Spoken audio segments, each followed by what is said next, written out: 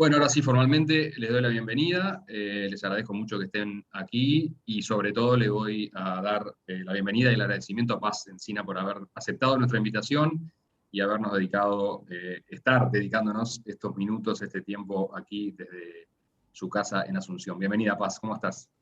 Hola Enrique, ¿cómo estás? Muchas gracias por la invitación. Muchas gracias a la universidad también. Es un Es un gusto. placer.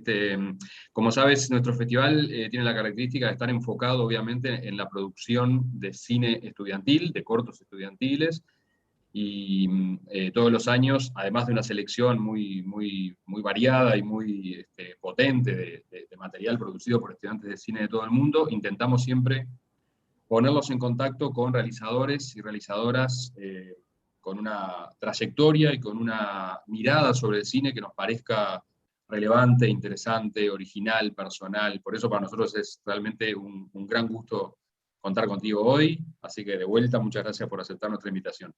La idea de esta charla es que sea un diálogo, como bien lo presentamos, es decir, no un monólogo ni una entrevista de parte mía, sino incentivar lo más posible la participación, veremos cómo sale.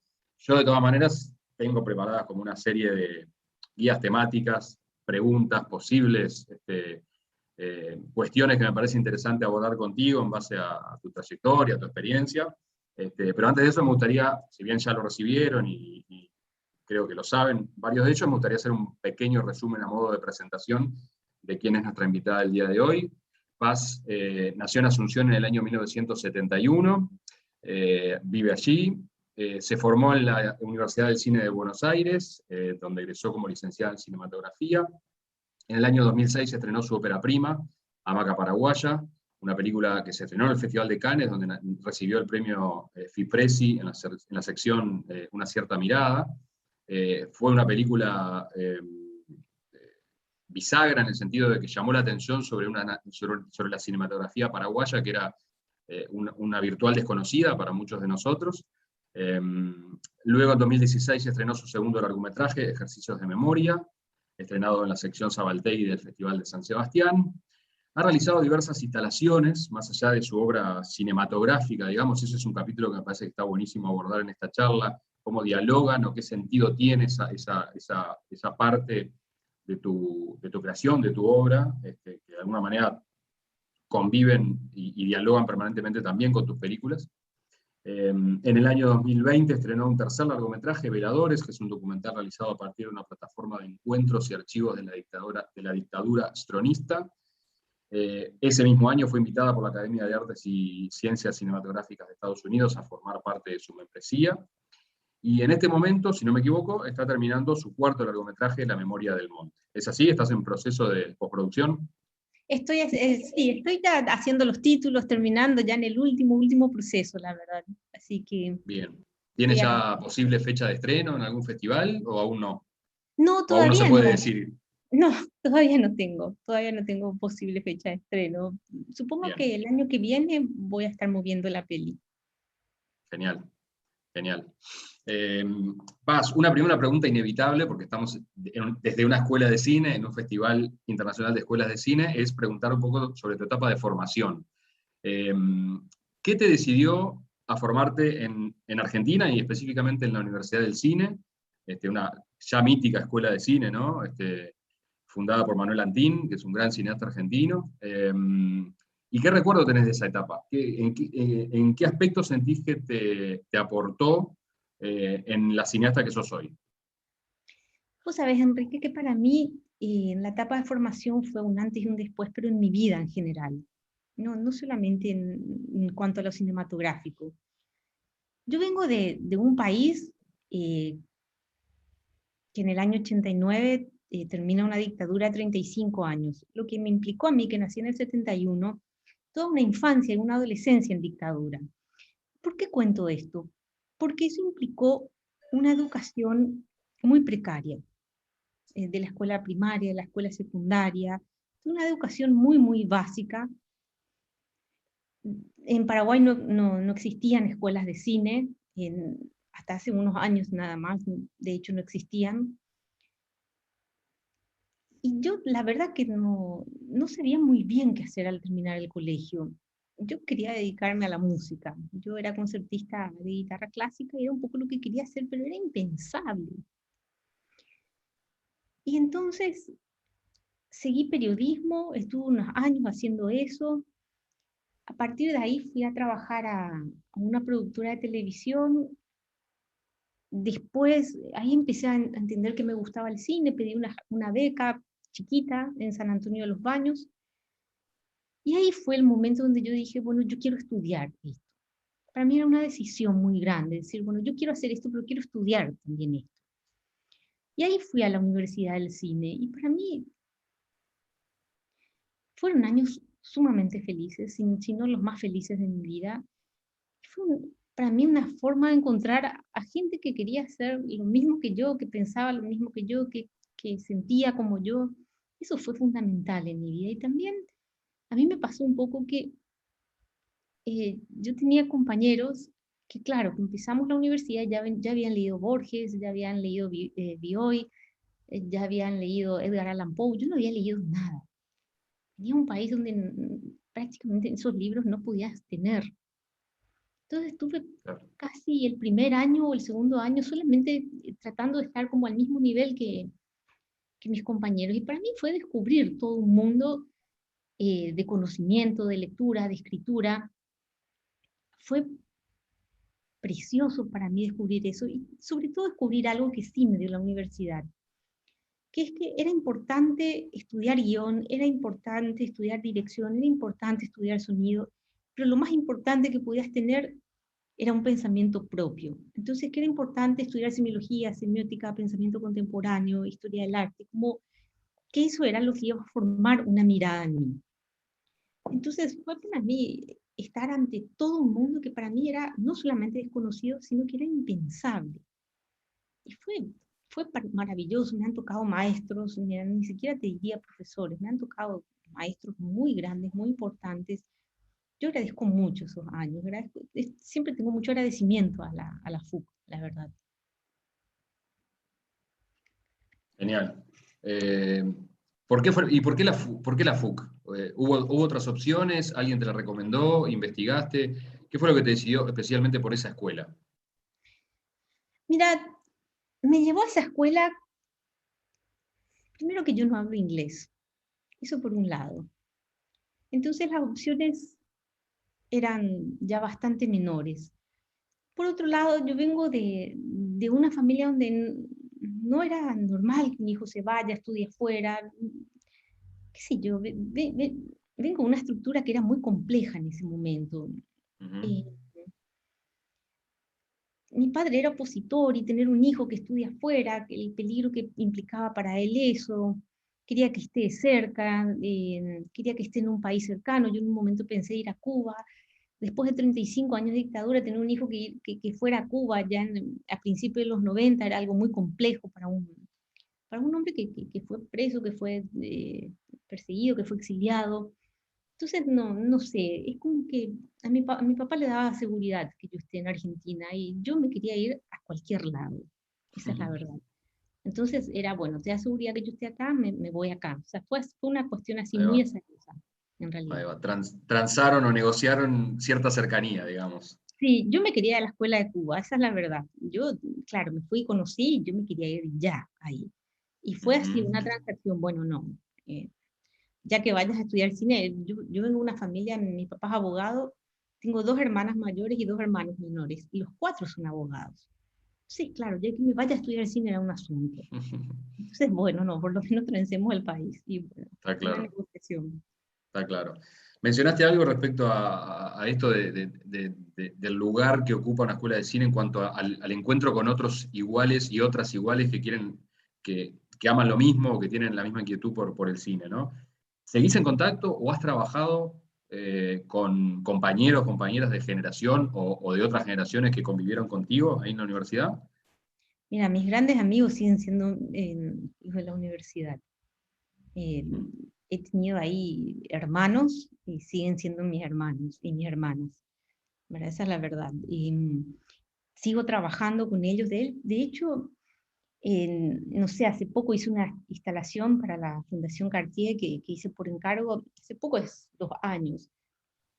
Y me acuerdo que pedí a un amigo de allá que venga y haga cámara en Super 8 conmigo, y son así cosas que así sin dudar están acá. Fue muy lindo volver a vivir eso también. Pero sí, sigo en contacto con ellos y también les pido que lean mis guiones, les pido que vean los cortes de mis películas. Para mí sigue siendo una referencia muy, muy grande. Eh, Mis amigos de la FUC son, no sé, como una Genial, mirada segura para mí. sin duda. Miguel Schwerfinger, por ejemplo, el montajista, ¿lo conociste en esa etapa? A Miguel, yo lo conocí de la mano de Lita Stantic, que fue la productora de Hamaca Paraguaya. Ahí va. Miguel, sí, que en realidad todo lo que vino de Lita Stantic fue muy, muy grande para mí, fue muy importante. Ujú. Y yo a Miguel lo conozco de la mano de Lita. Ah, ok. Te preguntaba por Miguel porque el año pasado tuvimos un encuentro virtual con él, en una serie de encuentros que tuvimos en medio de la pandemia, muchos de nosotros, y una de las charlas que tuvimos fue con él, y hablamos específicamente de su experiencia de colaboración contigo en Hamaca Paraguaya. Eh, Hablamos también de su etapa de formación ahí en la universidad, y una cosa que charlamos fue, que me parece súper relevante, recordando esa película, es el manejo del tiempo, ¿no? Que yo creo que para un montajista es siempre un desafío y es esencial, pero que en esa película en particular, por ahí era un desafío extra, ¿no? Una película que, recordemos para quienes la vieron hace un tiempo, o incluso para quienes no la vieron, una película filmada en muy pocos planos fijos, con planos largos, con una duración interna mayor de la habitual. Creo que Miguel trataba de recordar incluso cuántos cortes tenía la película, y creo que mencionaba algo así como 50 o 60, pero no estaba del todo seguro. Nada, te mencionaba Miguel porque me parece importante hablar un poco contigo a partir de Hamaca Paraguaya, pero creo que en toda tu obra está eso presente, el trabajo sobre el tiempo y sobre la memoria, ¿no? Que van obviamente de la mano, ¿no? De hecho, la memoria es una palabra que se repite mucho en tu obra. Este, ¿De dónde viene, si se quiere, esa inquietud por la memoria y por el trabajo temporal en tu obra? Eh, el trabajo temporal es algo que viene como de una estructura de pensamiento que se me formó, porque yo tuve una suerte muy, muy grande, que es que siendo muy chiquita, mi mamá me mandó a estudiar guitarra clásica. Yo tenía 4 años y seguía a mis hermanas mayores, la verdad. Entonces, lo primero que yo aprendo a leer y escribir no son letras, sino que son notas musicales. Y antes no éramos esos niños de avanzada que ya leíamos y hacíamos una cantidad de cosas a los 3, 4 años. Entonces yo aprendí a leer a los 6, 7 años. Entonces estuve todos mis 4 años, 5 años y 6 años solamente leyendo y escribiendo música. Y ahí aprendo casi como si fuera algo totalmente normal, que los tiempos conviven, que una negra convive con una corchea y una corchea convive con una nota blanca y una blanca, como si fuera algo total. Y eso se me queda como una estructura de pensamiento. Porque claro, fue lo que conocí como forma de escritura y de lectura de un mundo, básicamente. Entonces, para mí, siempre pensar en tiempos fue algo muy orgánico, la verdad. Y de hecho, lo primero que escribo siempre es la banda sonora. Yo escribo primero todo el sonido y después escribo la banda de imagen, cosa que creo que además se nota mucho en las cosas que hago. Porque hay un ritmo que realmente está desde el sonido y no tanto desde la imagen. Ujú. Por otro lado, yo hice un cortometraje en el año 2000 que tiene el mismo nombre, que se llama Maca Ujú. Paraguaya, que para mí fue fundamental, porque yo volvía todos los años, 2 meses más o menos a Asunción de vacaciones, y siempre hacía algún trabajo, porque quería saber como que qué había pasado conmigo en ese tiempo. Y el corto de Hamaca Paraguaya hago entre el 99 y el 2000, y me pasa algo que para mí fue muy, muy, muy grande, que fue la primera vez que yo pude decir, así yo miro, así es, así yo pienso. Yo venía de haber hecho anteriormente un cortometraje en 16 milímetros blanco y negro, que cuando se llama Los Encantos del Jazmín, que cuando miré, vi que había hecho algo muy porteño. eso para mí significó una tremenda angustia. Ujú. Dije, pucha, ¿qué está pasando conmigo? O sea, hay algo que estoy perdiendo. Y de ahí pasó a Maca Paraguaya, donde vengo así, como volviendo a mirar fuertemente Paraguay, de ahí viene el corto, y ahí empiezo a trabajar esta cuestión temporal. Y para mí fue sentir, así es, así yo miro, así yo pienso, pero esa cuestión temporal fue algo que vino como de una búsqueda, ¿no? No fue algo que se vio así, que yo escribí un guión y me fui y lo hice. Fue algo que devino en una búsqueda, digamos. Claro. Y también ahí yo empiezo a reflexionar sobre el tiempo de Paraguay, que claro, a mí me toca una dictadura, 35 años, donde las cosas parecían cambiar, pero en definitiva había un tiempo por debajo que era siempre el mismo. Entonces ahí digo, bueno, voy a trabajar lo que es la estructura de una hamaca, que es algo que está fijo, pero aunque se mueva, sigue estando en el mismo lugar. Y ahí empiezo entonces a abordar toda esta cuestión temporal, o temporales, estas cuestiones temporales, digamos, de hamaca, que después abordo también en realidad en otros trabajos también, o en casi todos, te diría, porque el tiempo para mí es que para mí el cine es tiempo. Eso Ujú. es ya algo, y ya no puedo pensar de otra manera. Creo que es algo estructural en mí. Yo, Y había otra pregunta que me hiciste, de lo yo tengo temporal. yo tengo una pequeña pregunta ahí, perdón, la metida. Adelante, Cata. No, yo vi a Maca Paraguaya cuando era estudiante y me acuerdo que me dejó impresionada, la palabra sería, me impresionó mucho, me quedé como impresionada ante la película. Y después ahora escuchándote un poco y cuando decís esto me llama mucho la atención, que es que vos primero pensás la banda sonora y a partir de ahí pensás la imagen, pensaba en el guaraní y pensaba, si lo como esta cosa de esos diálogos y esas melodías y cómo va surgiendo el diálogo entre esos personajes y los tiempos y los silencios, como que me explotó la cabeza pensó esto como una partitura, o sea, y yo que el guaraní para mí también fue no una dificultad, pero evidentemente algo de la música de ese idioma cuando vi la película, para mí seguía siendo una música más que entender literalmente lo que se estaba diciendo, digamos, ¿no? Obviamente que había un subtítulo digamos, y la película que vi estaba subtitulada, pero quiero decir, me interesa mucho preguntarte, cuando vos decís arranco por el sonido, literalmente qué quiere decir eso, o sea, cómo lo pensás. O sea, lo pensás como eso, como no, como si uno pensara como algo musical, incluso para la dirección, ¿no? O sea, ¿cómo es eso? Porque me parece, o sea, como me dan muchas ganas de que nos cuentes. ¿Sabes? Es como una partitura, Catalina. Yo, por ejemplo, guionaba Ramón, ¿qué te pasa? Cándida, ¿qué me va a pasar? Estoy cansada de estar aquí. Hace mucho calor. Ladra un perro. Silencio. 5 segundos. Suena un trueno. Así, yo, como si fuera una partitura.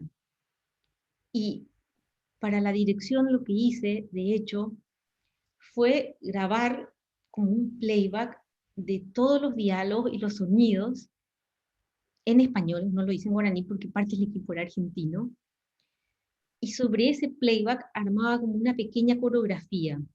Entonces casi es como si hubiera tenido a priori el tiempo que iba a durar mi película.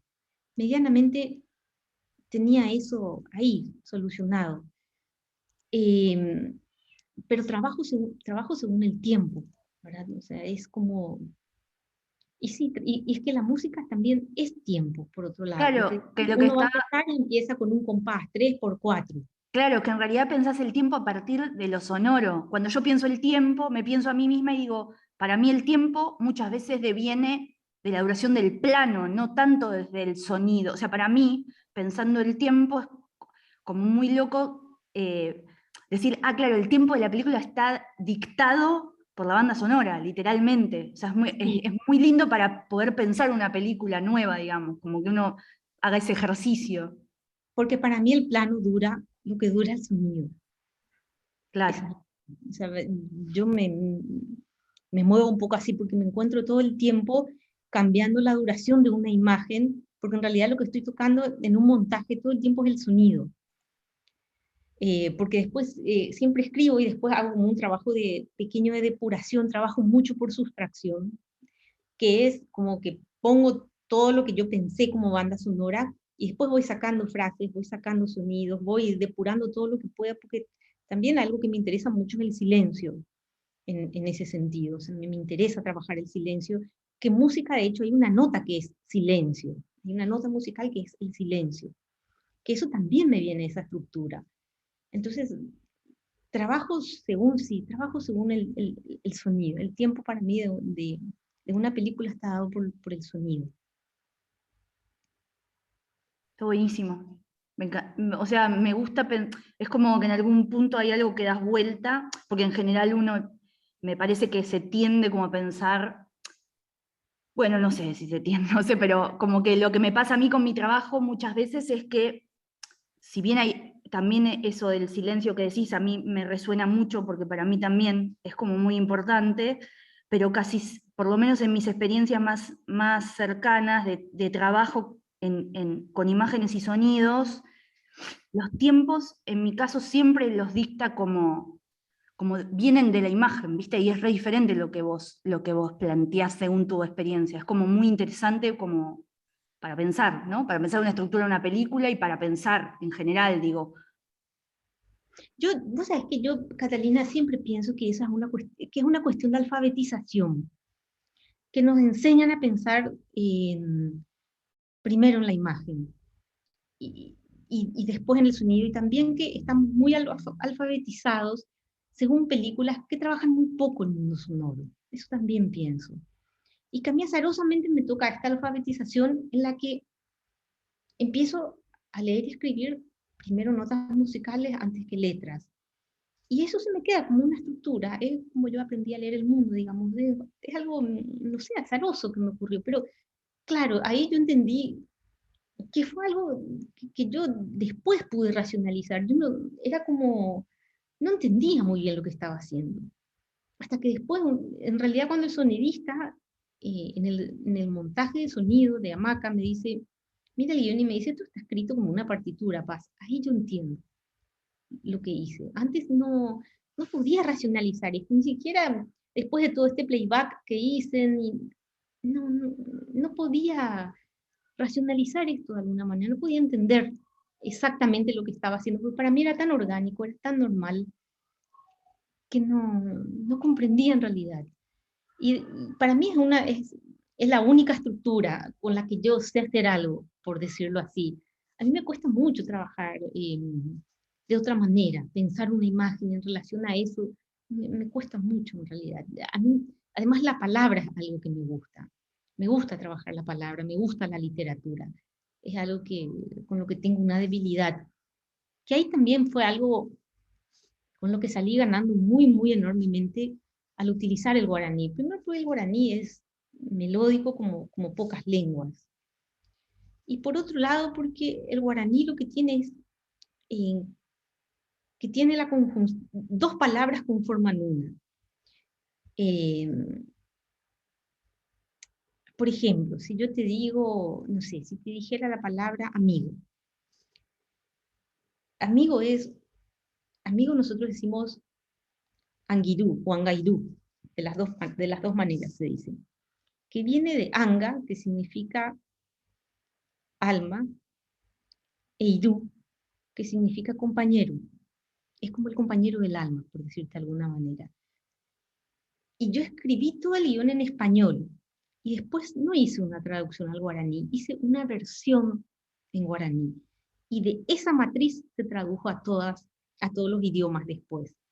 Y entonces ahí me di cuenta que ahí el guión ganó una poética que no tenía anteriormente. Yo anteriormente había escrito amigo y después escribí a no compañero del alma, por decirte cualquier palabra. Y ahí, claro, me doy cuenta que gano de manera notable en poética y en la duración de la palabra también. Y, y empiezo a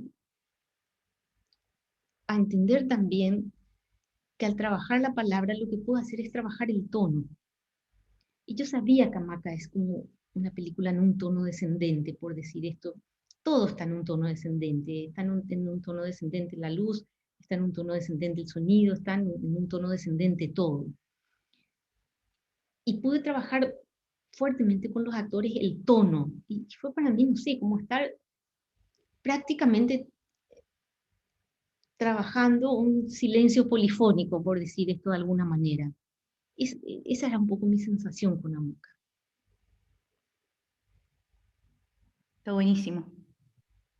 Genial. Ahora me dieron muchas ganas de volver a verla. Sin duda, sin duda. Esa película yo estoy casi seguro que se estrenó aquí en la Cinemateca Uruguaya en su momento. Difícilmente una sala comercial la hubiese exhibido. Y recuerdo, como decía al comienzo, en la presentación de Paz, que nos hizo conscientes de una cinematografía que prácticamente ignorábamos, ¿no? Quiero aprovechar esta alusión a Maca Paraguaya para hablar un poquito, Paz, del cine paraguayo, digamos, de qué pasó qué pasaba antes de Hamaca Paraguaya, porque obviamente no lo conocíamos, qué ha pasado estos años y cuál es la situación actual del cine paraguayo. Bueno, nosotros tenemos muy poca memoria cinematográfica en Paraguay. Nosotros venimos de un país que durante la dictadura prácticamente lo que se filmaba era el dictador. Lo que se filmaba en 16 milímetros o en 35 milímetros era Stroessner inaugurando obras, Stroessner inaugurando obras, Stroessner inaugurando obras. Hay una película que se filma en el 78 que se llamó Cerro Corá, que fue una película sobre la guerra grande de Paraguay contra Brasil, Argentina y Uruguay, pero fue una película totalmente financiada por el régimen. De hecho aparecen los nombres de todos los generales al final de la película, actuaban los hijos de los generales. Una película muy nacionalista, muy fascista también. Y paralelamente a eso se filma El Pueblo en 16 milímetros, que fue una película censurada. Y eso prácticamente fue lo único que ocurrió en Paraguay fílmicamente por mucho tiempo, por muchísimo tiempo. Y Hamaca es como que es una película que después de estas, de Cerro Corá y El Pueblo, vuelve a introducir el fílmico, digamos, a Paraguay. Que es algo que a mí me da muchísima emoción, porque no sé, siento que es algo como que me tocó en la vida. ¿Viste? Cuando sentís que algo te toca y, y, y te toca, ¿verdad?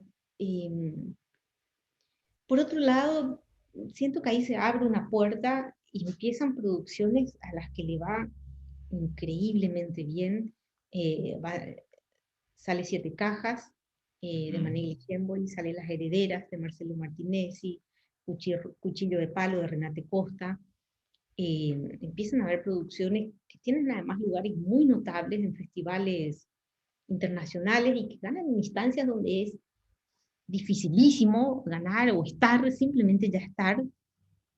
Y también durante todos estos últimos 20 años, la verdad que también como toda esta generación, digamos, de Maneglia, Chemboli, Martinez y la mía, que somos contemporáneos, estuvo trabajando muchísimo por la ley del cine. Y la ley del cine se aprueba en Paraguay en el año 2019. Y a partir del año pasado y este año estamos viendo la forma de implementar esa ley. Que fue para nosotros un logro después de un trabajo de prácticamente 20 años. Fue un trabajo muy, muy largo, muy, muy difícil. Yo creo que ahora va a empezar un nuevo momento. Creo que ahora empieza como no sé, es como un nuevo inicio, pero es como un inicio muy grande, yo creo que va a empezar ahora en Paraguay. Vamos a tener un instituto de cine, ¿verdad? Eso Claro. es para nosotros increíble.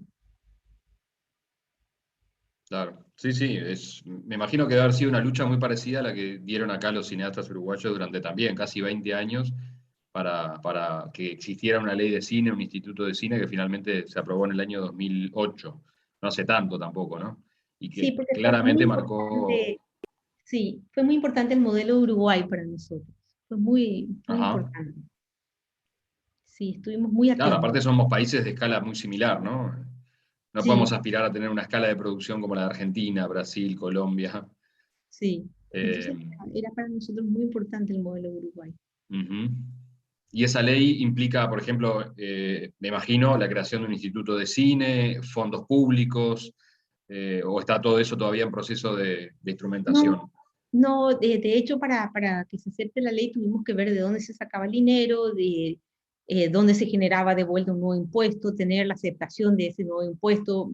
Fue un camino que ya hicimos también. Y nada, se está conformando, se eligió el director del instituto, creo que hace un mes y medio. Así que nada, hay un consejo, digamos, de gente muy notable. Y nada, se está conformando el instituto, que es ahora el próximo paso. Y sí, son fondos públicos. Bien. Ayer, en el primer diálogo, en el marco de este festival, charlamos con tu colega, el cineasta español Jonás Trueba, y hablábamos justamente de producción, hablamos mucho de producción, de filosofía de producción, le llama él, ¿no? Que es cómo se posiciona uno como cineasta frente a un modelo de producción que elige en función de la película que quiere hacer, básicamente, y de lo que está dispuesto a eh, aceptar o no aceptar de cara a que esa película exista, ¿no?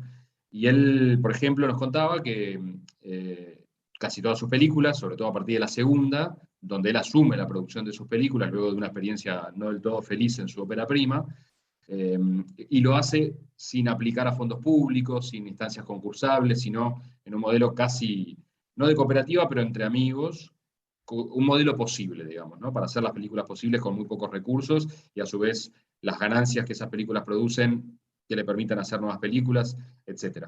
¿Cómo te posicionás tú, si es que tenés una posición, frente en ese dilema, ¿no? De cómo hacer nuestras películas, cómo producir cine, digamos, en nuestros países, sobre todo donde no es fácil, ¿no? En ningún país lo es, pero en los nuestros un poco más difícil. ¿Qué estrategias has encontrado, ¿no? Sobre todo teniendo en cuenta esto de que en tu país la ley de cine se aprobó hace muy poco y hasta entonces no ha habido financiamiento del Estado, ¿no?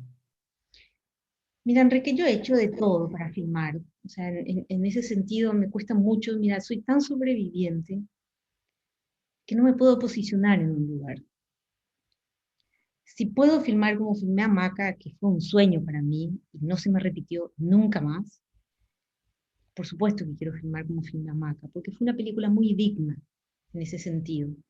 Muy digna porque pude pagar a todo el mundo, porque nosotros somos laburantes, trabajamos en esto para vivir también.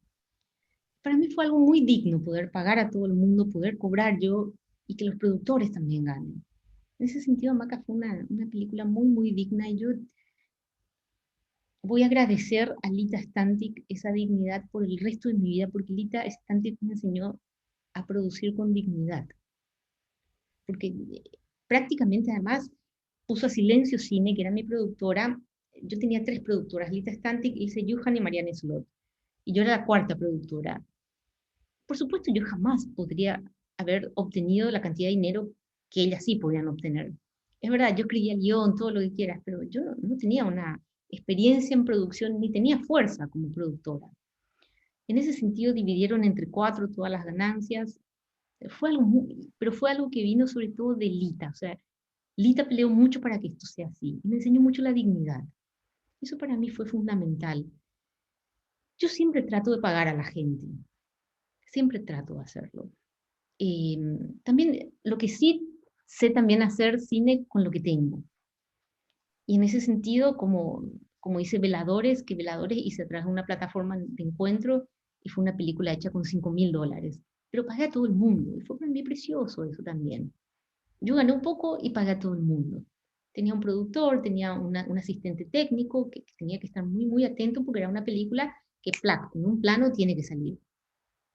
Entonces era bastante complejo eso. También he trabajado desde la urgencia. Cuando me fui a los archivos del terror son los archivos de la policía, los archivos de la dictadura generados por la policía acá en Paraguay. Yo me fui a investigar mucho los archivos del terror, que son una cantidad de archivos de imágenes y de sonido, pero los archivos de sonido no se conocían. Y cuando yo encuentro esos archivos de sonido, encuentro delaciones, encuentro interrogatorios, encuentro la música clásica que se ponía en las torturas, me vuela la cabeza.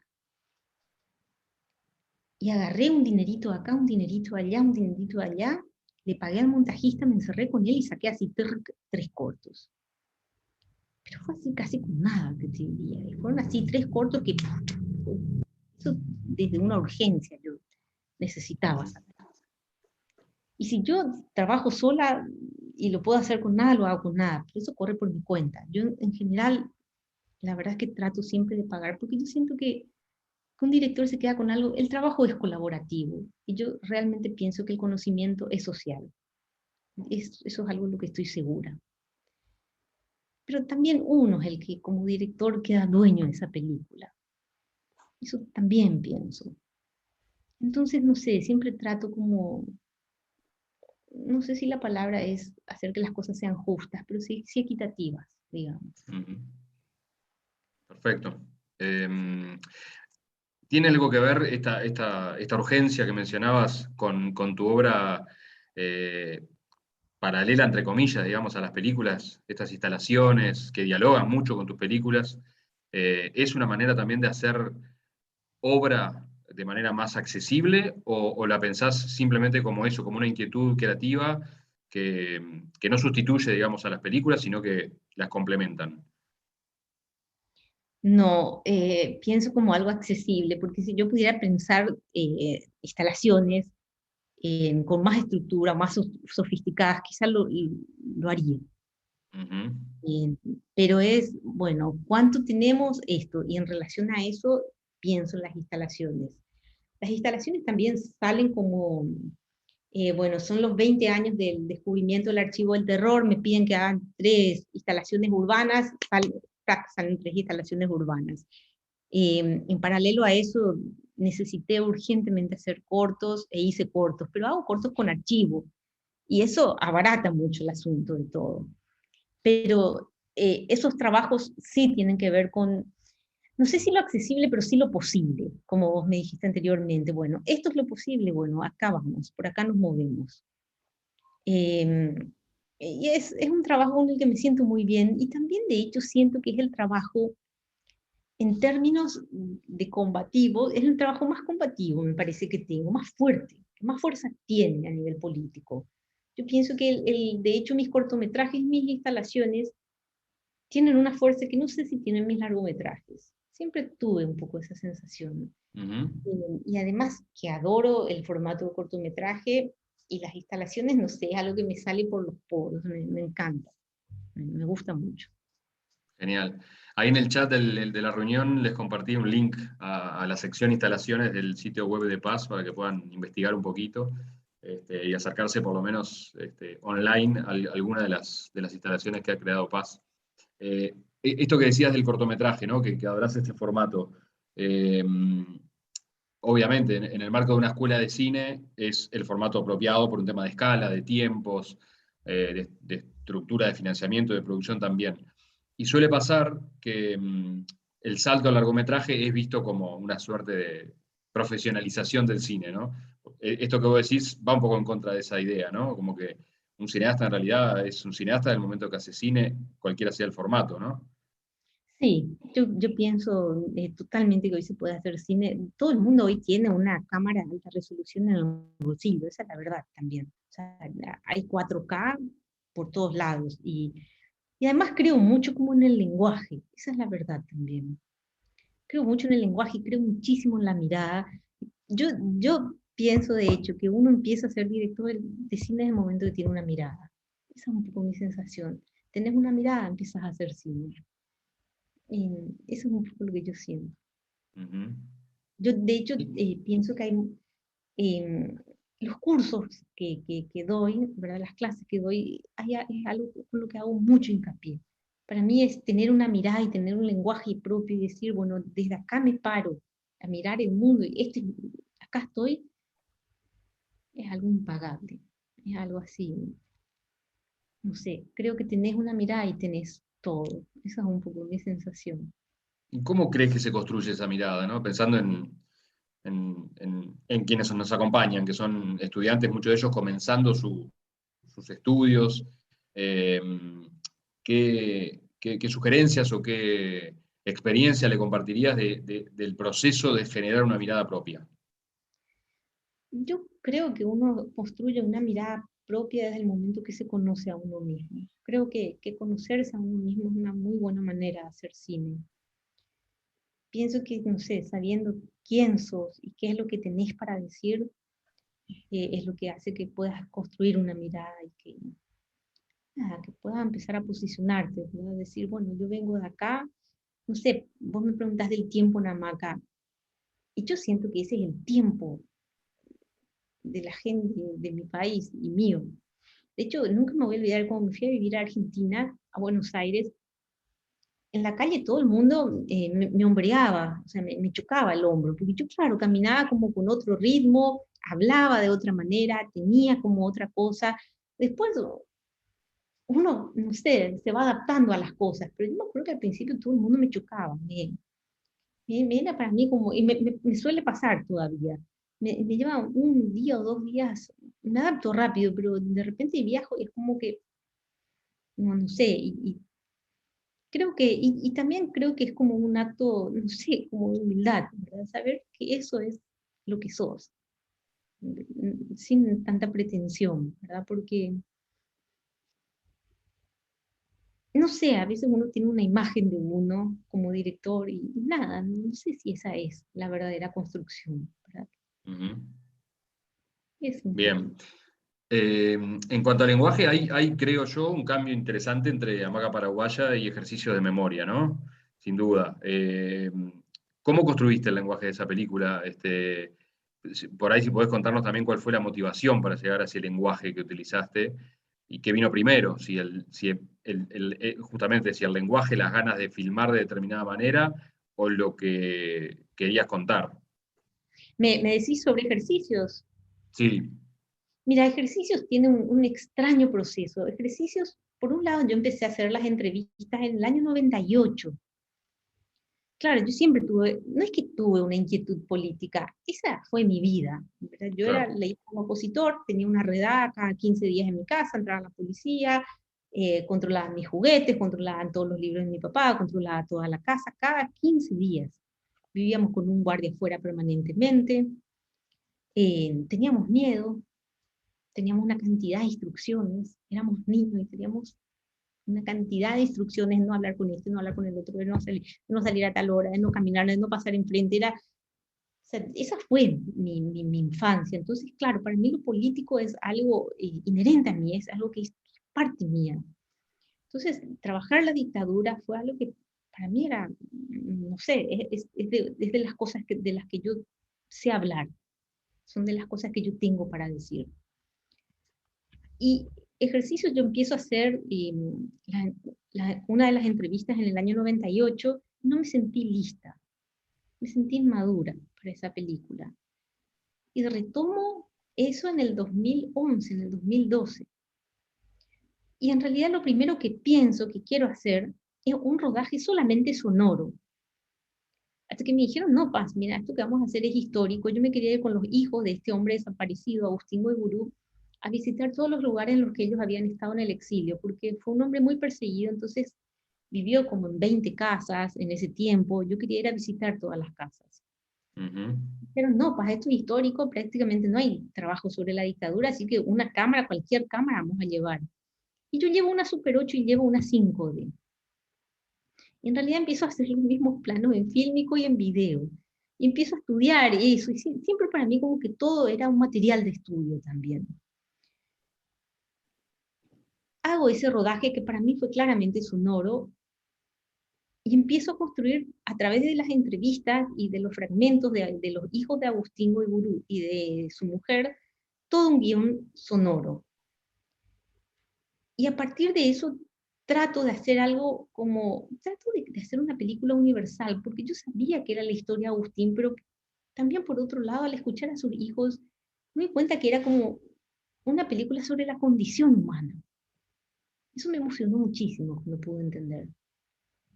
Entonces dije, claro, es que no es Agustín, ni son sus hijos, son todos los niños del río, son todos los hombres que desaparecieron, son todas las mujeres que esperaron a encontrar a su esposo alguna vez. Y después todo lo demás construí el montaje. Es como que yo, y también yo sabía que quería mover la cámara. Eso también me pasó, a diferencia de Hamaca. yo en un momento sentí, la memoria es algo inquieto, la memoria no Ujú. es algo que está como una estaca, eh, plantado. Tengo que mover la cámara. Y de hecho pierdo al fotógrafo con el que había trabajado siempre, porque me dijo, yo no creo que haya que mover. Yo le dije, yo creo que sí. Me dijo, bueno, va a ser mejor que trabajes con otra persona, me dijo. Porque era ideológicamente una decisión muy, muy fuerte para mí.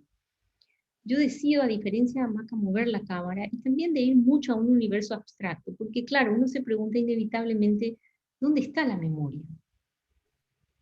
Yo pude sentir a, a partir de miles y miles y miles de estudios que hice, porque por otro lado tenía la duda, bueno, va a funcionar una banda de sonido que va por un lado y una imagen que va por el otro, pero esta vez desde un mundo documental, porque no era el mundo de ficción, donde yo podía manejar el tiempo, la palabra, el tono, el matiz, los colores de la voz, todo. Yo acá perdía el control de algo.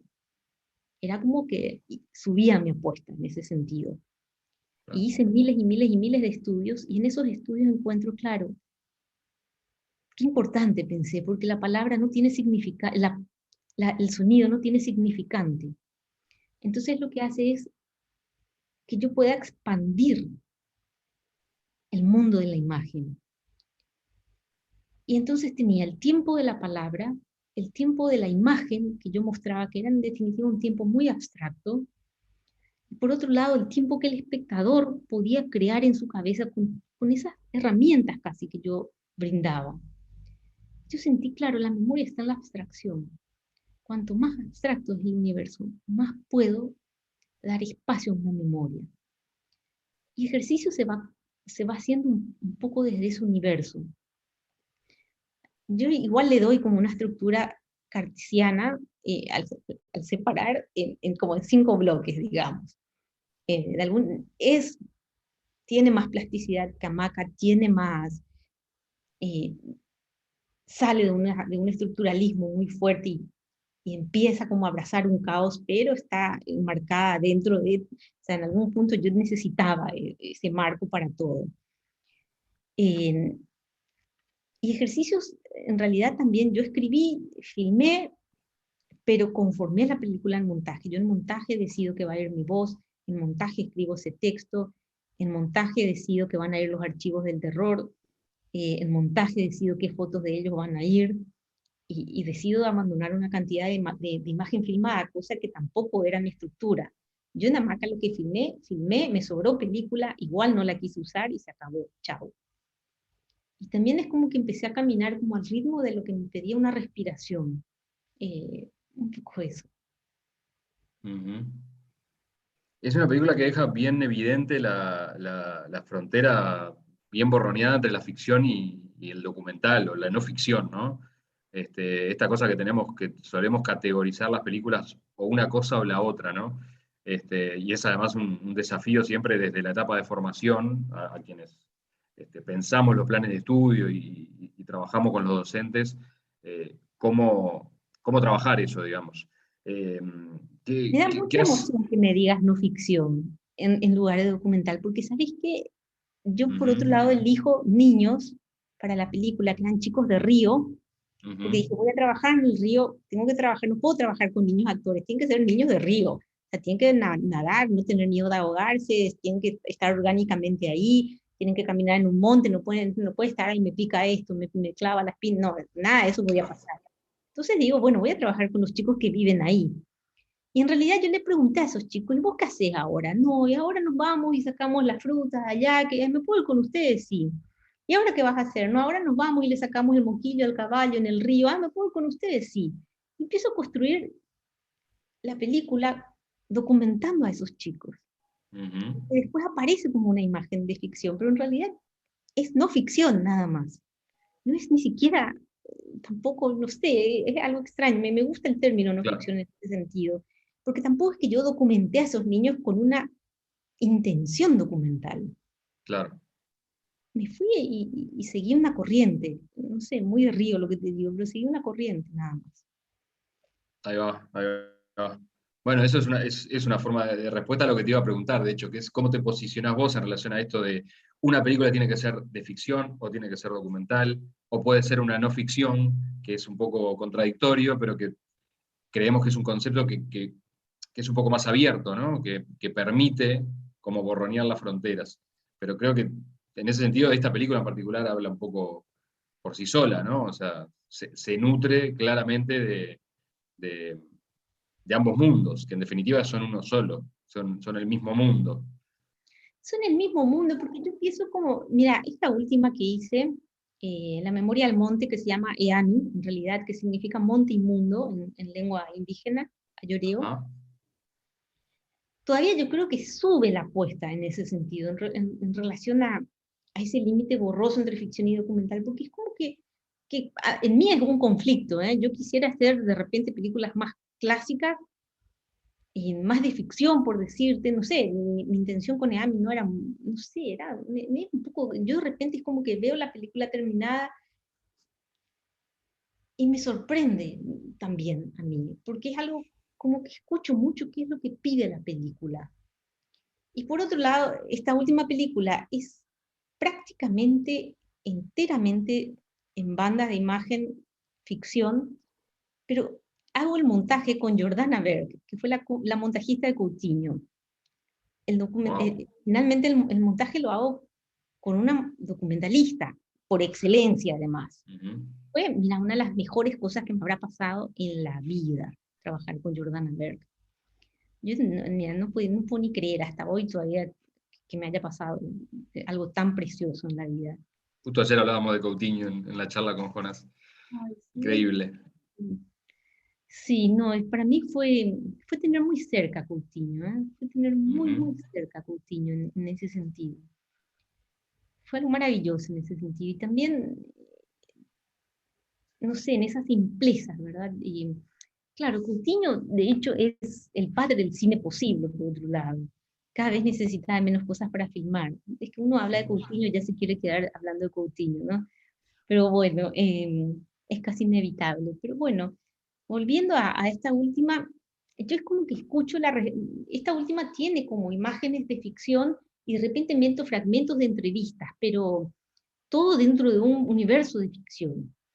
Ujú. Entonces yo creo que sube otra vez una apuesta, pero yo escucho lo que la película necesita. Es como que estoy muy atenta a eso. Eh, También es un ejercicio no poner como toda mi mismidad en la película. Ese fue un ejercicio muy difícil para mí. Jordana fue muy importante para mí en ese sentido. Y es como que me transfería cosas de Coutinho. Te voy a contar una que hice hermosa. Porque yo en un momento dije, no, pero me faltan planos, que no sé qué, que no sé cuánto. Y me dijo, te voy a contar algo de Coutinho, me dijo Jordana. Y me dijo que de repente Coutinho sentía también como cosas en su película que le incomodaban, que no le gustaban, que le faltaba esto, lo otro.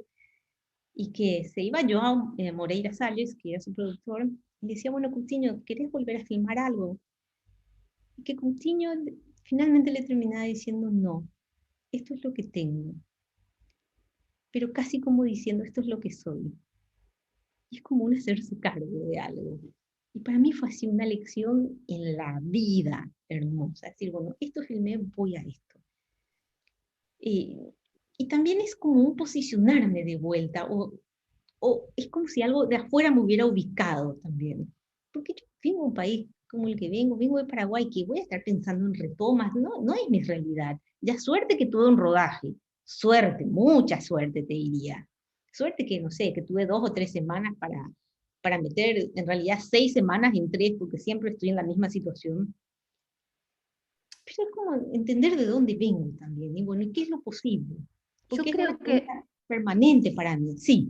no, que creo que escuchándote también me parece como en el esto es lo que tengo, también eso, esa situación coutiniense, que todos llevamos en el corazón, este, también obliga a uno a esto que vos decías tan importante de la mirada. Quiero decir, en esto es lo que tengo, también ante eso que uno cree débil o que cree que, no, que ahí no hay nada, lo obliga a uno como cineasta a justamente esto que vos también decías, que a mí me parece como genial, que es como cuando uno se sorprende de sí mismo de, esta es la película que hice, como, acá estoy, esto es, que para mí eso, hace muy poquito, yo terminé por primera vez una peli mía más larga de habitual, y me pasó mucho eso, ¿no? Que me sorprendió, pero dije, ¿qué es esto? O sea, jamás me imaginé que la película iba a terminar siendo esto. Y me parece que es algo como muy hermoso de la experiencia también de aceptar esto que vos decías, ¿no? Bueno, esto es como decir, este es mi material y con esto tengo que hacer un jarrón, no sé, o lo que sea. Digo, como que me parece muy hermoso también como pararse desde ahí, que digo que también tiene que ver con nuestra realidad, que puede estar más como en el tema de lo económico, pero que para mí también ayuda a forjar esa mirada de la que vos hablabas como tan infundante e importante para hacer cine y para también entender un poco dónde, digamos, nuestro lugar en el mundo, ¿no? Como que para mí las películas también es mi lugar en el mundo, o sea, como a partir de las películas también uno existe y uno está ahí y de alguna manera, no sé, es como eso. Nada, re lindo esto, como que me parece que está buenísimo como pensar eso, ¿no? También desde lo que filmo y de lo que tengo, porque si no también está esa cosa como de siempre lo supuestamente genial está en otro lado que no es en lo que yo hice o lo que pude, ¿no? Como siempre en el afuera, y como si no, es una especie de trampa, a mí me pasa mucho de verlo y también de haberlo padecido, de esta cosa de siempre está en otro lado, en algo que todavía no hice, que no filmé, que no sé qué, ¿no? Cuando en realidad para mí eso aparece en el trabajo mismo con la materia, ¿no? Con lo sonoro, con los planos, con la imagen, un poco todo esto que vos decías, pero para mí aparece el propio trabajo con eso que uno pudo y que está ahí, que es de uno, y que en algún punto hay algo para mí como muy hermoso en eso que es aceptarlo de uno, eso que vos decías, que para mí también es re lindo. Es como decir, bueno, esto es lo que yo puedo, eso es lo que hice. El tema es hasta dónde llego, digamos, cómo despliego esto en todo caso, ¿no? Que es como lo más hermoso también, donde se produce para mí como lo mágico, como la magia, como esta cosa de que se transforma, hay algo de eso que se transforma y que uno nunca imaginó que eso se iba a transformar de esa manera, ¿no? O sea, a mí me pasa como mucho eso. Bueno, me callo. En realidad uno no imagina no solamente lo que puede hacer, sino que no imagina la fuerza que tiene. Porque también vas forjando tu fuerza, que es algo fundamental para hacer cine, me parece. O sea, tener fuerza es fundamental. Como también pienso que es fundamental tener fe. Entonces uno va haciéndose, ¿verdad? Va haciéndose humanamente, película a película también. Que eso creo que es también mucho parte del universo de Coutinho, ¿no? En ese sentido. No sé, la forma en que Coutinho va cambiando lo que va haciendo a partir de que va envejeciendo, por ejemplo, que también tiene que ver con una cuestión de conocerse tanto y decir, bueno, hoy yo puedo hacer esto, ya ni siquiera puedo ir a la habitación de un hotel, yo puedo ir a un estudio y hacer una entrevista de ahí, bueno, a una película entonces de ahí, pero claro, tiene una forma que después te vuela la cabeza, pero creo que es un poco eso de ir conformándose como persona también, que tienen estas cosas que parecen ser imposibilidades, pero no sé, de repente una película te lleva a destrabarte, te lleva a afrontar cosas que vos no pensaste al principio de una película, te lleva a afrontar palabras, te lleva a afrontar silencios, te lleva a afrontar un montón de cosas, y esa es tu fuerza, ¿verdad? Y uno como que se va reconociendo, conociendo y reconociendo, ¿verdad? Me parece, y creo que eso está bueno también de todas estas imposibilidades. Sin duda, sin duda. Sí, Es que total. esta idea además de dejarse sorprender por la película que uno está haciendo y que eso también nos permita ir conociéndonos como cineastas y descubriendo nuestra mirada, entra un poco en conflicto con esta idea preconcebida que aprendimos y que de algún modo también enseñamos, transmitimos, aunque tratamos cada vez de flexibilizar un poco más eso, de que el cine se hace de determinada manera, de que hay modelos a seguir, que esos modelos implican tener certezas y seguridades de qué película queremos hacer, de cuánto va a durar, de qué casillero va a encajar, y hasta de cómo la queremos distribuir y a qué público vamos a querer llegar, ¿no? Que es un poco lo que nos exigen a veces en los fondos, los pitchings, entonces este universo paralelo que a veces permite financiar películas, ¿no? Pero la mayoría de las veces no. Así que es súper revelador lo que estás contando, Paz, y lo que cuenta también Catalina. No sé si hay alguien que quiera preguntar antes de ir cerrando esta charla en breves minutos, pero me parece que es súper interesante estar dialogando con Paz sobre estos temas. ¿Podés contarnos algo de esta nueva película en relación a esto que estabas diciendo, de dejarte sorprender, de dejar de construir o complementar tu mirada? Sí, vos sabés que fue una película que yo concebí de una manera mucho más híbrida de la que resultó. Eh, y raramente es una película que hice con una comunidad indígena, eh, que es la comunidad Yoreo Totobiego Sode, que es la única comunidad en Paraguay que tiene todavía miembros de esa comunidad viviendo en aislamiento voluntario. Es una película sobre abandonar el lugar, abandonar el monte en este caso, pero en realidad es una película sobre la pérdida, que es algo que yo toco en casi todas mis películas, ¿verdad? Porque es algo que me ha tocado por algún motivo conocer y es algo de lo que yo siento que puedo hablar, ¿verdad? Uh-huh. Y trabajo sobre todo de vuelta a la pérdida. Eh, yo creo que de todas las que hice, pienso que es la más valiente. Eh, fue la que más me costó también. Pero todas las que hice pienso que es la más valiente. Y es una película que, no sé, que me llevó a un universo de ficción cuando yo pensé que iba a ir por un universo más puro de documental, por ejemplo. No sé, todavía no termino, todavía no terminé de poner los títulos a la película, pero por otro lado tampoco termino de entender muy bien cómo abordé esa película. No tengo la suficiente perspectiva, porque fue tan casi ajeno a mi voluntad todo. Y además que trabajar con indígenas implica trabajar con una lógica que vos no podés manejar. Y eso me llevó como a estar todo el tiempo en el ejercicio de estructurar la película constantemente. Vos haces un casting y por supuesto a ellos no les importa lo que vos hiciste. Y el día del rodaje va llegando el que la comunidad manda. Y entonces vos decís, no, esto no puedo filmar. No era esto lo que... Entonces, según los que están, vas estructurando una escena totalmente distinta a la que pensaste, inclusive a la que escribiste, y respecto a eso vas como diciendo, bueno, voy a confeccionar, y bueno, ya que filmé esto, mañana tengo que estar filmando esto, y pasado esto, y es todo el tiempo como un ejercicio de improvisación para mí. Yo que venía de filmar así, hamaca, ¿verdad? Donde estaba todo mínimamente controlado.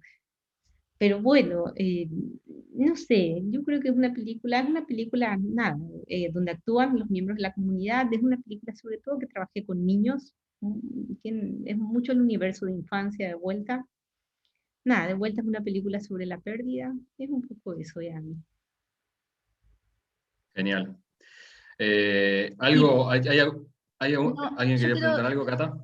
sí, que no me acuerdo lo del estreno, cuándo es de esta Todavía peli. no tiene fecha de estreno, estoy viendo un poco, también estoy viendo dónde la quiero estrenar, ¿verdad? No sé, yo estoy dudando mucho, pero es una duda, no debería ni decirlo, pero ya que estoy, ya lo voy a decir, yo estoy dudando mucho que el circuito de festivales sea el circuito para esta película, o para la intención con la que hice esta película.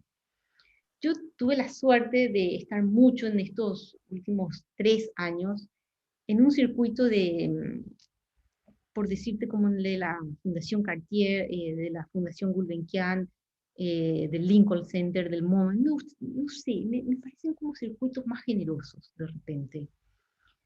Y creo que también no es algo que yo esté, con lo que yo esté inventando la pólvora, es algo que Godard ya lo ha hecho, ¿verdad? Con sus películas, decir, bueno, yo voy a mover mis películas no por este circuito, sino por este circuito.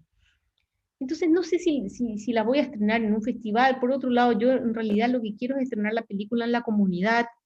Eso quiero hacerlo este año. Quiero terminar ahora lo antes posible, y una vez que termino, quiero ir y estrenarla en la comunidad. Quiero ver, lo que más me interesa es ver qué pasa con ellos y la película en realidad. Y no sé, un poco Bueno, eso. pero que no importa los festivales, lo importante es que nos las haga llegar a Uruguay. O sea, lo importante es que pienses en algún Ojalá lugar que y que pronto, guste. mirá, no, pensemos juntos, apenas la pueda, porque bueno, no soy la única dueña de la peli, pero apenas le encuentre un circuito certero a esta peli, porque no decido sola. Si era por mí, ya aseguraba, bueno, vamos por acá, pero no decido sola. Bueno, Paz, pero Pero me ponenos en encantaría, la agenda. Por favor, anotá Uruguay, pero, porque sea pero donde sea. me encantaría, mira, cuando estrené en el Doc Montevideo Ejercicios, habrá sido uno de los estrenos más felices que tuve. Tuve una sesión de preguntas y respuestas que no me voy a olvidar nunca. Y tengo muy, muy grabado eso en mi cabeza. Fue muy lindo eso para mí. Que el Doc Montevideo es un ámbito precioso de Sí, intercambio, ¿no? En general. fue, fue lindísimo para mí. No me voy a olvidar nunca esa sesión de preguntas y respuestas. Qué bueno.